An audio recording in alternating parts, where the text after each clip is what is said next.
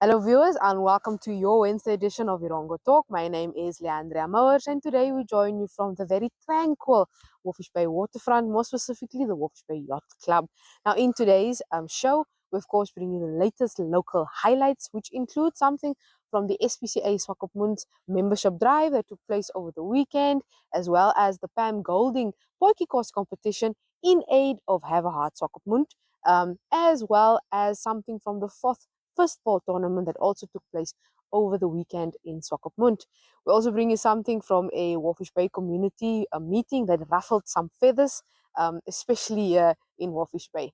For our interview for today, Natasha Brits from the Henties Bay SPCA tells us a bit more on how we can get involved. Now, previously known as Angels for Henties Bay, they are Angels for Animals in Henties Bay. They are now a fully fledged SPCA in Henties Bay. You gotta stay tuned because we bring you all of this right here on Erongo Talk.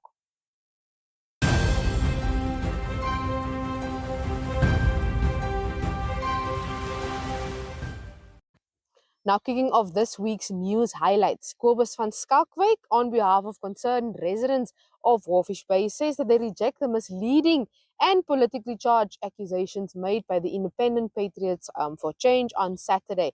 Now, this follows a community meeting where residents voiced their dissatisfaction with the state upon which the harbour town is in. Now, in attendance at the meeting that was on invitation by Van Skalkwyk was SWAPO Secretary General Sophia Shaningwa, as well as the Deputy Minister of Urban and Rural Development. Now, after this meeting, a strongly worded statement was issued by the IPC, which Van Skalkwyk now says they reject. So let's quickly just take a look on what he has to say. We, the undersigned concerned residents of Walvis Bay, led by myself, rejected the misleading and politically charged accusations made by the IPC regarding our recent public engagement, which was held Saturday, 9 August, 10 o'clock. Our right to engage national leadership. As Namibian citizens, we have every constitutional right to call and engage any national leadership of the Republic of Namibia. We invited the Secretary General of SWAPO, Comrade Sophia Shaningwa, and the Deputy Minister of Urban and Rural Development, Honorable Evelyn, because the IPC-led Walvis Bay municipality repeatedly blamed SWAPO for the town's deteriorating infrastructure. The reason for the invitation: IPC leaders, including the mayor, have constantly shifted blame, claiming that the SWAPO-led government is withholding funds. The mayor is often unavailable and when present offers no solution, only excuses. IPC must stop playing political games when they clearly lack both the internal and external capacity to address Walvis Bay challenges even in the next 10 years. IPC has no authority to dictate who we can meet, where we can meet, or when we can meet. It was an open, non-political engagement initiated by myself, as well as the residents of Walvis Bay. We condemn IPC's attempt to politicize and hijack the gathering they had no part in organizing. The SWAPO Secretary General and Deputy Minister provided leadership, answers questions clearly, and engaged openly with residents. We appreciate the robust discussion and constructive atmosphere, something IPC has failed to provide in Walvis Bay. Now, SPCA Swakopmund's Desiree Nal shares details about the organization's recent membership drive, which raised about 48,000 Namibian dollars and boosted their membership from 200 to 275. Now, she explains why public support is so vital for their operations, the current number of animals in the care, and how the community can get involved through memberships, donations, or through volunteering. Desiree, tell us a bit, what exactly is happening here today? We have taken over from the previous board and we've been trying to, the last 2 years, raise awareness where the SPCA is concerned and try and get membership. It hasn't been very successful up until now. We have a lot of dormant members and some falling away. We get basically a couple of new members that have joined, but then at the end of the day, we're always stuck at 200. So we decided amongst ourselves to create a campaign where we would run and push the memberships. And then today is basically the day for the lucky draw of all the new memberships that basically joined. We created an income of 48,000 in this last 4 months. And then the Carnival Prince and Princess are here today. They are sponsoring the 11-11-11 to the SPCA, and this is basically also hosted in a thank you for them. When you say 11-11-11, what exactly do you mean? That's their cash contribution. Okay, great. And we're talking about, you've got about 200 members at the moment? Yes, we've got 275 after the campaign launch. After the campaign. Yes. And why are members important? We function basically just on memberships, boarding and donations. And we also wanted the people more involved. It is a very difficult welfare to run without the support of the public. And when you become a member, you are also then, you have insight. You have insight to the finances, you have insight to the AGMs, and we can help so many more animals. So when we have a cry out or when we need something, we email the members, and then they come to the call and they assist us. How many animals are currently here? We have at the moment, I think it was, I must just check, 75 dogs and we have close to 40 cats already. And capacity-wise, is it over capacity? No, okay. No, we have to unfortunately keep our hand on the capacity because we have a lot of strays that we are picking up at the moment. Yeah. I read somewhere, I think it was, that there was a change of name. Yes, we broke away from Windhoek SPCA a couple of years ago, and in order to have a welfare organisation number of our own, we had to become Tierschutzverein Swakopmund. But the property that we are currently standing on was under SPCA Swakopmund, so we needed to register the name change in order to transfer the property into the Tierschutzverein's name, which we did now. Okay. Yeah. All right, so how do people get involved with the SPCA? We need volunteers, people to walk the dogs, any form of donation, bringing food, if you've got an excess of blankets or anything like that. At this stage, we are open to everything. We've had somebody who cleaned out their closet the other day. They brought it here. We took it through to, I think it's Minamu in Walvis Bay. They sell it for us, so anything is welcome. Yeah. All right, well, then they can just come here and get in touch with you and fill out the forms and get involved. Yes. Excellent, Desiree, thanks. Thank you. All right. Now, King Law were the winners of the Pam Golding potjiekos competition the past weekend, hosted in aid of the Have a Heart Foundation in Swakopmund. Now, Gerda Christoph tells us a bit more about what went down at the competition. Gerda, ons is by julle potjiekos kompetisie, Pam Golding se potjiekos kompetisie hier by Paintball Center, en dit lyk nogal na baie pret. Vertel ons, hoe lyk dit? Dis woelig, ek sê vir jou woelig. Vanoggend 6:00 toe bel die mense al, hulle wil inkom. Hulle is almal angstig. Ja. Kyk wat ons het hierso. Dit het ons verras ver bo wat ons verwag het. Ons soek die mense, kom eet curry en rys, kom eet cheese griller en bratwurst en enjoy die dag saam met ons. Dit is 'n lekker gees. Almal is in die mood. En ons stir die potte. Ja, ek sien daar's redelik baie spanne wat baie kleurvol is met hulle eie temas. Die potte is al op die vure en dit ruik baie lekker. Verwag julle goeie gehalte? Ja, nee, ons verwag goeie. Hier's 'n paar kokke wat hier agter ons kook. Ons het 15 spanne wat ingeskryf het. Ja. En hulle is almal, jy kan sien die tafels is gereed. Hulle is mooi geset vir die judges. So ja, wat 'n dag. Dit is net vir ons fantasties. En vertel ons net 'n bietjie gou-gou weer vir wat hier dit is. Ons doen dit vir Have a Heart Foundation, die ouens wat omgee vir diere, vir mense wat lae inkomste het en geen inkomste het nie, waar hulle help met die spy en die neutjie van die diere, as ook om basiese mediese dienste lewer, ja. Excellent. So almal is welkom. Paintball Center. Julle judge, wanneer is die judging?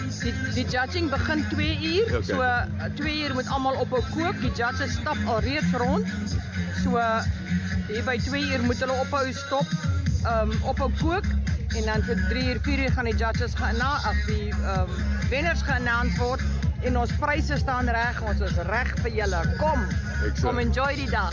Dankie Gerda.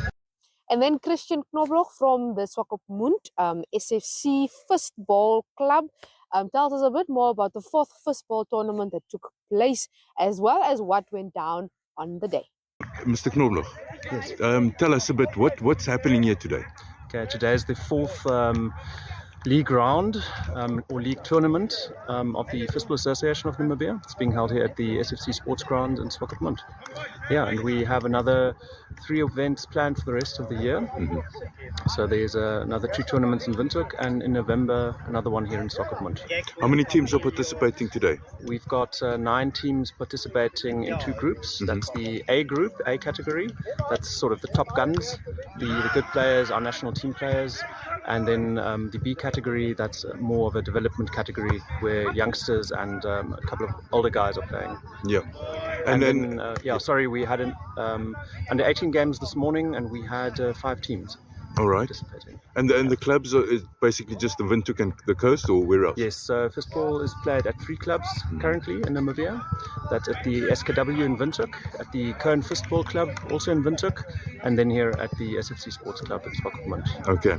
And finally, the importance of these type of tournaments. What's the big picture of it? Well, it's part of our yearly calendar.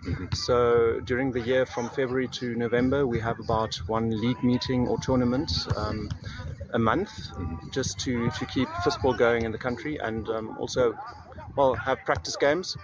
And the aim is always to develop players that can represent Namibia internationally.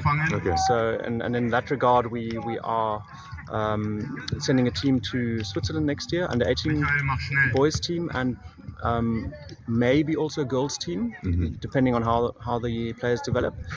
And in 2027, there's the next Men's World Cup, and we are already practicing every Sunday after a tournament like this. Yeah. There are practice games for the men's national team. Okay. Well, excellent, and good luck. Great, thank you.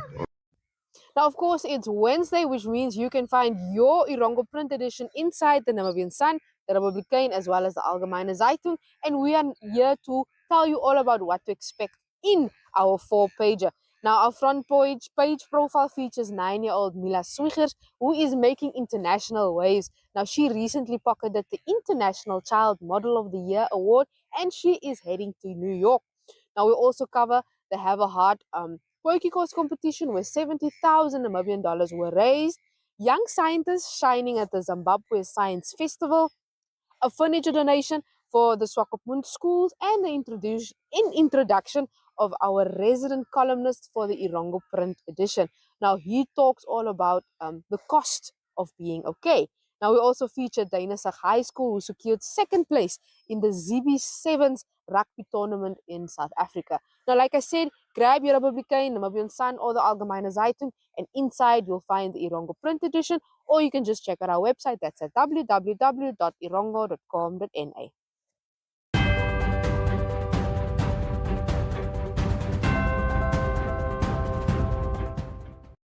Now, up next, we bring you that interview with Natasha Brits from the Henties Bay SPCA.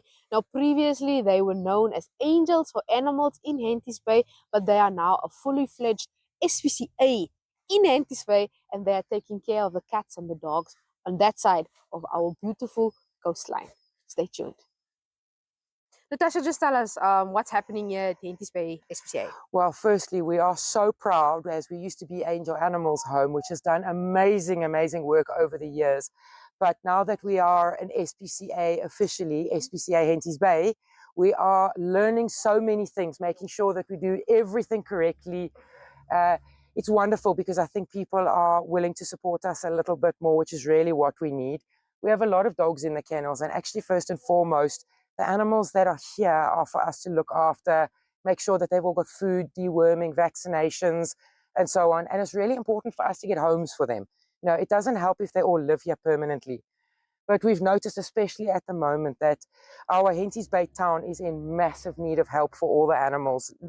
It sounds awful, but 2 to 3 dogs a week are coming in that have been hit by cars that need help. And the only place the funding can come from is from us. Last week, it was 2 cats that were bitten by dogs. It's heartbreaking.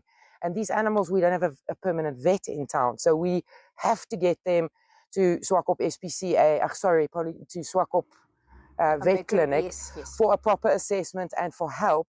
We can't just leave them. So wherever we can, we're actually trying to help everybody. There's a lovely initiative and 2 people in town that are trying to look after the Ormdale animals. we cannot cover everything. We're a very small crew here. All these beautiful people are our committee, and they work their hearts out to keep things looking good. The doggy run, as you can see, for the dogs is absolutely magnificent. Lots of dogs that are friendly and sociable and having a great life, even though they're living in a shelter. That's for us the most important. Everybody's got food. They have hot meals every day. They have dog meal. They do have a little bit of pup. They get 10 kilos of pellets every day, depending on how many are here. And of course, then there's the cats as well. You know, cat food is very expensive. This year, cat food is not up for, I nearly said adoption, donation is probably the right thing. But we have to look after everybody, and we tend to take in more than we can cope with, but we just do our best. So the kennels are a bit tired because we'd rather put that money into the animals. If someone says there's an animal in need, we cannot say no. So we do that first. One of the big dreams is actually to renovate the kennels. Absolutely. We want to make them bigger for the dogs. We want to make them safer. We obviously want them to look neat. People want to come and adopt animals, but I think people don't want to visit us because it breaks their heart to see what the dogs are living in. Our dogs are so lucky. They walk every single day. They play out in the doggy run. They get love. They get attention. Rolly does training with them. But their living conditions are not beautiful, even though they're getting that. And we want people to go, oh, I want to go and see that SPCA, because then they just might meet their friend. Exactly. Now, you have a lot of free roaming cats as well. Yes. And you have an initiative going on where you can actually adopt a cat, but they stay here. Tell us about that. Yeah, so all of these cats live in the stables, and very loving, affectionate cats. And people like to visit the stables. So if you would like to adopt a cat but can't take it home, please come and adopt one of the stable cats. Help us look after his vaccinations and his food and his needs for every day over a month period or a year period. And bring your kids or yourself and come cuddle your cat every day. Exactly, exactly. How can the community get a bit more involved aside from giving monthly donations? Well, I think we need to help educate people. I think that's a very important thing. There's certain laws that nobody can really force other people to do. As pet owners, we can do that. We can make sure our dogs are in closed yards, that they have a collar, although that's not a law, but a collar with a name on it, that if they get lost, they're not stuck with us for 2 weeks, that they can go home straight away. We can phone and say, hey, your dog is here. Walk your dogs on leads in town so that there's no fights and there's no issues. Clean up, please, for the health and hygiene of our community. But those little things are very important. And I spend my day wandering around. I know, isn't that looking delicious? I do spend my day wandering around Henties as much as possible and saying to people, please put your dog on a lead. Please make sure your dog has got medication, knowing when the vet is here. So there's a lot that we can do and be a good example. Exactly. And say to people in a nice way, hey, would you mind please making sure your dog is on a lead, for example, or at home if you don't have. Exactly. Social media platforms, where can people get in contact with you or see what you are doing? Well, at this stage, the two places you can get in contact with us is SPCA Henties Bay on Facebook and also on Instagram for those that don't like to read the long stories. Just some pictures to see what's happening. But our animals, our dogs and cats that are up for adoption, there's pictures and a little bit of information on all of them there. Please go and have a look if your match is not waiting for you. Any final words from your side? Thank you so much for coming to visit us. It's wonderful to have you here. And yeah, we hope some people out there can support us in any way you can, even if it's just coming to walk dogs. Exactly. Thank you so much.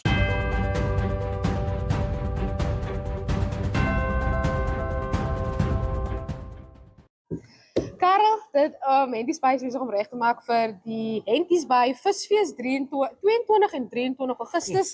Vertel net gou vir ons, wat kan ons hierdie jaar verwag?